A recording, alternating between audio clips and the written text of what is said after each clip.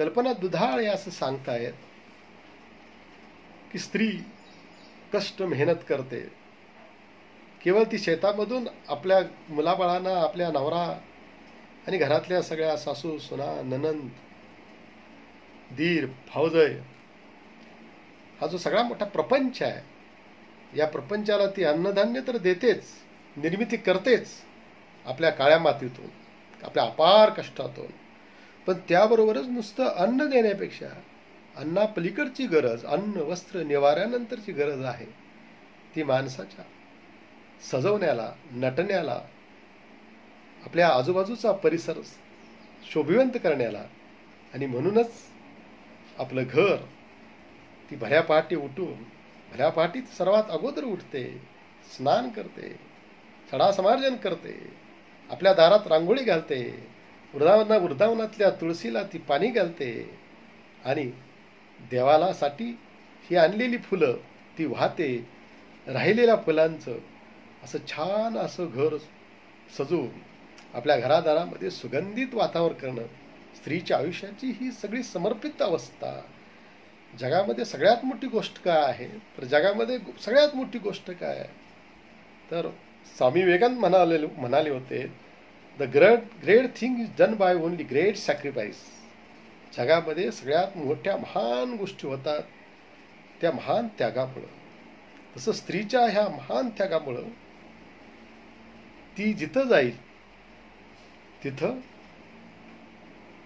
आपल्या घराला, मग तिचं घर, मग ते झोपडं का असेना, तिचं पडकं वाडा का असेना, तर ते आपल्या असेल त्या घरामध्ये सौंदर्य सजवण्याचं, तिथल्या माणसांच्या मनाला आनंद देण्याचा काम करणे, आपल्या मुलाबाळांच्या बरोबर आनंदानं सुखानं समाधानं राहण्याचा तिचा जो स्वभाव आहे तो तिनं आपल्या झेंडूच्या फुलातून व्यक्त केलेला आहे असं कल्पना दुधाळ म्हणतायत. कल्पना दुधाळ याने महाराष्ट्रातल्या सर्वाधिक महाराष्ट्रामध्ये ऊस उत्पादन होतं. महाराष्ट्रामधल्या खेड्यापाड्यामध्ये लक्षावधी टन ऊस, कोट्यावधी टन ऊस आपले साखर कारखाने गाळप करतात. जगामध्ये आपण दुसऱ्या क्रमांकाला साखर निर्यात करतो. आपल्याबरोबर क्युबा नावाचा देश आहे, तो आपल्या पुढे आघाडीवर आहे सरासरी टनेजमध्ये. पण त्यानंतर आपण सगळ्या जगाला साखर देतो. साखरेचे भाव जर चांगले राहिले तर शेतकऱ्याचं जीवन महाराष्ट्रातल्या आणि देशातल्या आमच्या ऊस उत्पादक जो शेतकरी पट्टा आहे त्या पट्ट्यातला आनंदही राहतं, नाहीतर दुःखाचे, अनंत अडचणीचे, समस्येची अशी ढग गोंगावत राहतात. कष्टाची शेती ही ऊस शेती आहे आणि त्याची सर्वात सुरुवात होते ती ऊस लावण्यापासून. ऊस लावणी करणे कोट जिकरीचं, कष्टाचं, मेहनतीचं काम आहे. त्याबद्दल कल्पना दुधाळ लिहितात, ऊस लावते बेन दाबते बाई दाबते, नाही बेन ग दाबते मन दाबते.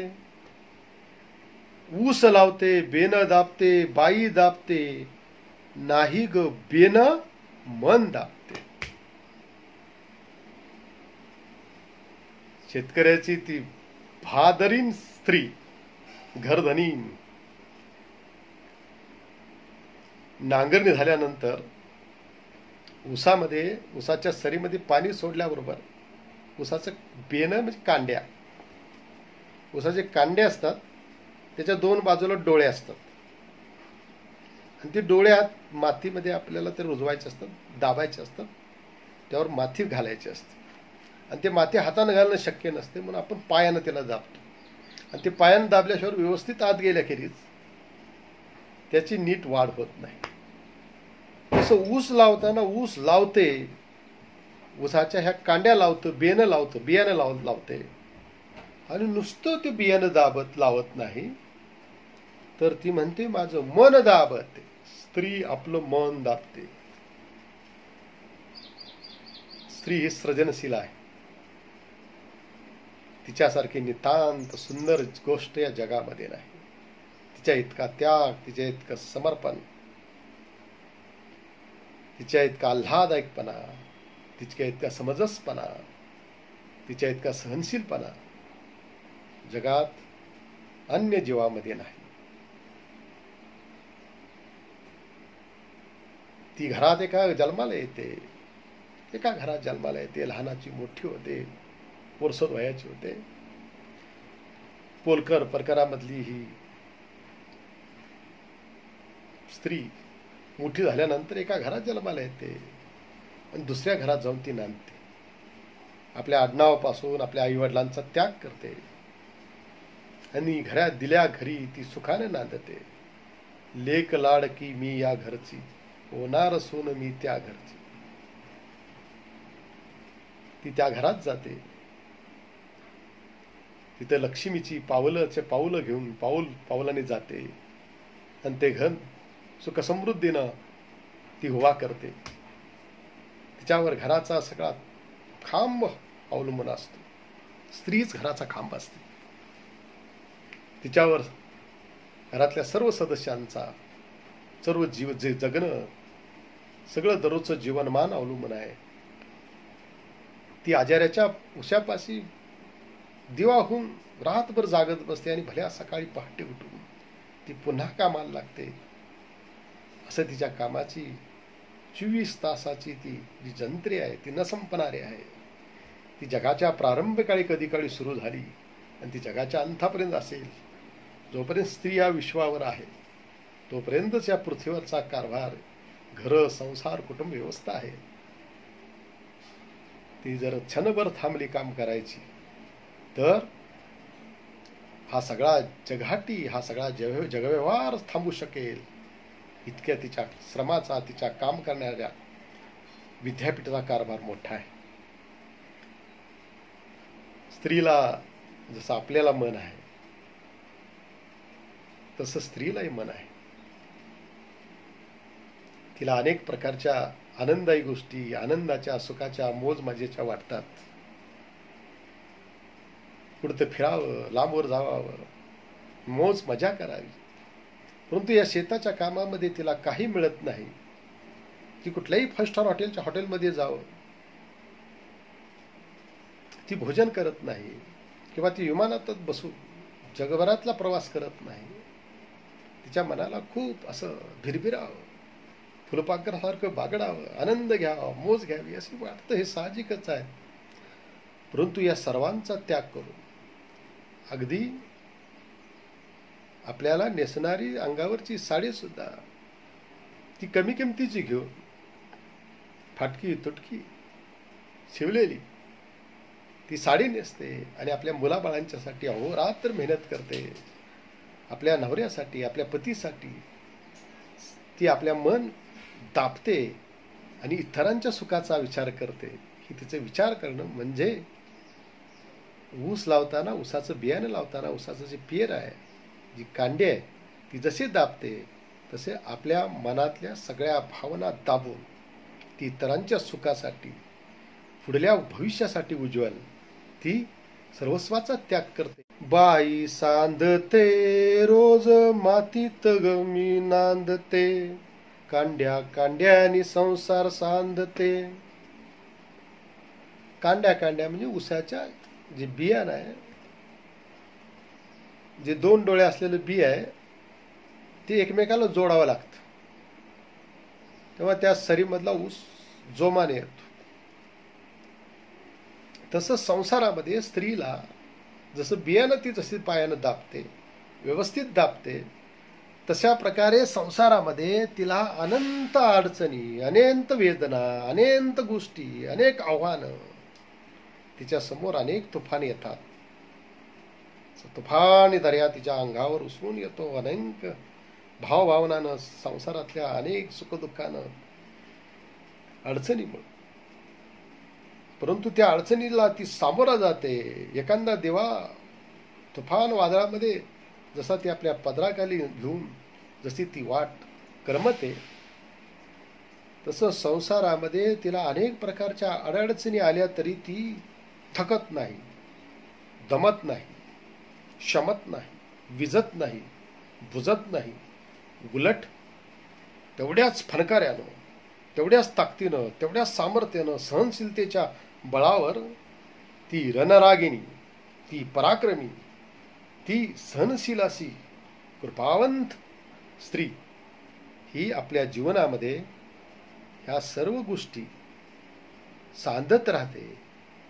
आपल्या घरातल्या संसाराला, आपल्या मुलाबाळांना, आपल्या पती पत्नी आणि घरातल्या सर्व सदस्यांना ते आनंदात ठेवण्यासाठी आपल्या जीवनाचा होम ती त्यासाठी वाहते. ती स्वतः धगधगत राहते, ती स्वतःला जाळते, तिचं मन, तिचं अंतकरण, ध्येय. पण इतरांना कसले दुःख पोचवत नाही.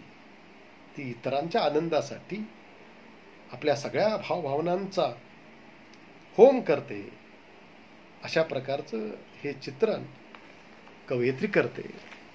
आणि कवयित्री अगदी शेवटी सांगते, उन्हातानात रोज मरते, उन्हातानात रोज मरते, बाई मरते उन्हातानात, हिरवी होऊन माग उरते. पोर वयापासून वडिलांच्या संसाराला मदत, आईला घरात स्वयंपाकाला मदत, हे सगळं करत असताना शिक्षण आणि इतर सर्व व्याप सांभाळत असताना ती आयुष्यभर कष्ट करते, मेहनत करते. आणि पुढं संसारात पडल्यानंतर लग्न होतं, नव्याचे 9 दिवस होऊन जातात. आणि मग तिचा पती जर शेतकरी असेल तर तिला शेतावर गेल्याखेरीज पर्याय नाही. शेतीसारखं या जगात सुख काय नाही, शेतीसारखा आनंद नाही, शेतीसारखी मोज मजा नाही, शेतीसारखं जीवनामध्ये ग्रंथामध्ये सुद्धा तत्वज्ञान नाही, एवढं शेतीत आहे. तर ती तिथं जाते, मात्र तिथली मेहनत, तिथलं कष्ट, तिथलं घाम, रक्ताची काळं तिथं करावे लागतात. तिथं घाम, परिश्रम करावा लागतो. कष्टावरचीच निष्ठा माणसाला खरी प्रतिष्ठा मिळवून देते. हे तत्वज्ञान ती जगते. आणि आपल्या कष्टातून आपल्या शेतामध्ये मग ते 10, 20, 40 गुंठ काय असेल तिच्या वाठ्याला आलेलं शेत, तिच्या संसारात आलेलं ते शेत आहे, ते शेत स्वतःच करतेच करते, पण इतरांचं शेत सुद्धा करून ती शेत फुलवते. ती काळी माती, ती काळी माय, तिला हिरवा शालू ती नेसवते. आणि मग ते हिरवा शालू नेसवल्यानंतर तिच्या काबाड कष्टातून एक पेरल्यानंतर उगवतं. आणि उगवलेलं जे अंकुर आहे त्याची पानं, प्रत्येक अंकुराचा आकार वेगळा आहे, प्रत्येक देठाचा आकार वेगळा आहे, प्रत्येक मुळाचा आकार वेगळा आहे, प्रत्येक पानाचा, देठाचा, त्याच्यावर फुलणाऱ्या फळाचा आणि फुलांचा आकार वेगळा आहे, त्याचा सुगंध वेगळा आहे. तसं ह्या जीवनाच्या या संसार करता करता आपल्या शिवारातला, रानातला, मळ्यातला, या शेतीचा संसार करता करता ती आयुष्यभर त्या शेतात आपल्या स्वतःचं समिधा अर्पण करते. आणि म्हणून म्हणते, बाई हिरव होऊन माग उरते, बाई माग उरते. हे सगळं सकाळी पहाटे उठल्यापासून घरात ते तिन्ही सांजेपर्यंत, केव्हा केव्हा रात्रभर शेती आपल्या शेतकरी महिला करतात. मी कित्येक शेतकरी महिला पाहिलेल्या आहेत की पॉवर टेलर त्या आणतात, ट्रॅक्टर मारतात शेतामध्ये, नांगरणी करतात. अरे संसार या चित्रपटामध्ये त्या चित्रपटातली नायिका आहे, चित्रपटातली नायिका एकच बैल आहे, दुसरा बैल नाही, म्हणून आपल्या पतीला, म्हणजे त्या नायिकाला पलीकडच्या बाजूचं जू खांद्यावर घेते आणि त्या जोआबरोबर, बैलाबरोबर ती नांगरणी करते. असं एक चित्र खूप सुरेख असं दिग्दर्शकानं दाखवले चित्रपटात. काळ्या माथीत ती पण चालते, इज नाचते थै थय, ढग ढोल वाजिविते, काळ्या मातीत मातीत ती पण चालते. या विठ्ठल वाघांच्या कवितेप्रमाणे ती संसाराला जिथं पडेल, जिथं मोडेल कणा, जिथं पडला कोसळून खांब, तिथं ती आपला खांदा देते, आपलं डोकं देते. आणि शेतकरी जीवनामधल्या अनंत ज्या अडचणीचं जी टोपलं आहे, जी टोपली आहे, ती टोपली आपल्या डोईवर घेते आणि डोईवर घेऊन ती शेतात जाते. आणि शेतामधल्या जी अन्य काम आहे, शेतामधली कष्टाची मेहनतीची ती काम करून ती तुमच्या आमच्या समोर जी हिरवीगार शिवार दिसतो, मळा दिसतो, जी आजूबाजूची पाचूची रानं दिसतात, तिला फुलवण्याचं काम करते आणि ती सृष्टीलाच आकार देते. स्वतः ती सृष्टीहून उरते असं म्हणते. आणि शेवटी सांगते, खोल विहिरीचं पाणी सेंदते, बाई सेंदते सेंदते, खोल विहिरीचं पाणी सेंदते, रोज मातीत मातीत मी ग नांदते नांदते, बाई नांदते. हे सगळं करून रात्री उशिरा ती घरी परतते. शेतावरून आल्यावर म्हशीची धारा काढायची असतात, डेअरीला जायचं असतं, तिथं पाळीला उभा राहून दूध घालायचं असतं, त्याचं फॅट किती आला, दर किती मिळाला हे ती बघत असते. हे सगळं ती करते. आणि ते सगळं झाल्यावर किटली ठेवू. काहींच्या घराला नळाला पाणी येत असेल, पण अजूनही महाराष्ट्रातल्या खेड्यापाड्यात वाड्या वस्त्यावर, लांबवर दूरवरच्या वस्त्यावर अजून पाणी नाही. मग विहिरीत जावं लागतं आणि विहिरीवरचं पाणी शेंदावं लागतं, ओढावं लागतं. आणि तो रहाट आहे, त्याची दोरी ओढावी लागते, त्याला खूप मोठं कष्ट मेहनत लागते. एखाद्या 2 पुरुषांना सुद्धा ती ओढताना कठीण वाटावं, इतकं शक्तिशाली कष्टदायक काम तिला करावं लागतं. आणि ती पाणी शेंदत असते. घरादारात इतरांच्या भावभावनेची तृष्णा तृप्त करणारी, आपल्या सगळ्या मनाच्या वेदना बाजूला ठेवून ती आपल्या डोईवर आणि कमरेवर कळशी घेते, घागर घेते, ते मातीचं भांडे घेते आणि घरी येऊन संध्याकाळच्या स्वयंपाकाला लागते. संध्याकाळचा स्वयंपाक झाल्यानंतर वाढल्यानंतर ते सर्व घरातल्या मुलाबाळांना, नवऱ्या आणि इतर घरातल्या आपल्या परिवाराला जेवण वाढून त्यानंतर त्यांची भांडी काढणं आणि भांडी धुणं, उष्टी, आणि ती भांडी परत ठेवणं. आणि रात्री उशिरा ती केव्हा तरी झोपते. त्या झोपलेल्या स्त्रीच्या निद्रावस्थेचं, तिच्या वेदनेचं कसली तक्रार नाही, कसलंही दुःख नाही, कसल्याही प्रकारची आरेरावी नाही, कसल्याही प्रकारचा उद्वेग नाही. ते सगळं शांत सैमानं या आपल्या मुलाबाळांच्यासाठी, आपल्या घरदारांच्यासाठी, आपल्या शिवारासाठी, आपल्या मातीसाठी, ही माती हेच ईश्वर समजून वंदे मातर, ही आपली माती हीच जगात सर्वश्रेष्ठ आहे आणि तिची सेवा करणं म्हणजेच ईश्वराची सेवा आहे. असा ईश्वराच्या सेवेचा भाव तिच्या भावोत्कट भावनेमध्ये असतो.